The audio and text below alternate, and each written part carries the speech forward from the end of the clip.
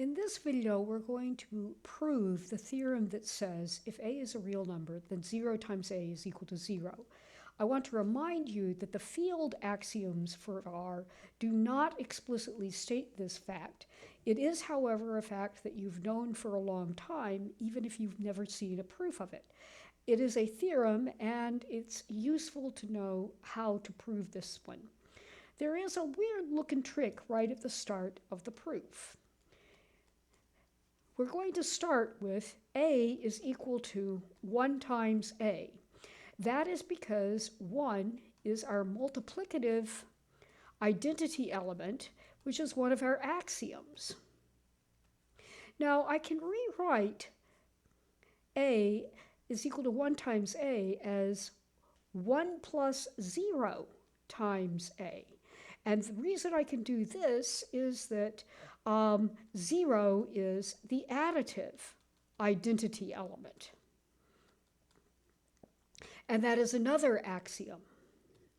Now, what I want to do next is I want to distribute on that right-hand side. So we have a is equal to 1 times a plus 0 times a. This is the distributive law. And that is another one of our axioms. And now what I want to notice is that we know 1 times a is just a again. So we have a is equal to a plus 0 times a. And this is, again, the fact that 1 is our multiplicative identity element.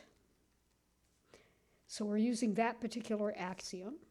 And now I'm going to add minus a to the front side of both sides of this equation. So we have minus a plus a is equal to minus a plus 0 times a. And I'm going to put parentheses around the thing that I know adds to 0. So this is basically add same thing to both sides.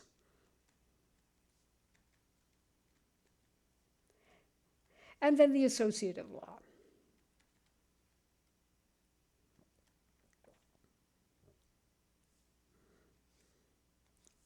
Now, when I look at what's inside the parentheses, I have 0 is equal to 0 plus 0 times a.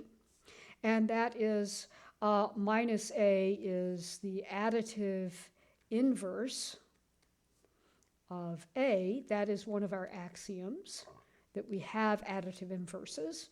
And then finally, 0 plus anything is the anything, so we have 0 is equal to 0 times a. And this is because 0 is an additive identity. In other words, we're using the additive identity axiom again. And what you'll notice is that we now have 0 times anything is indeed equal to 0.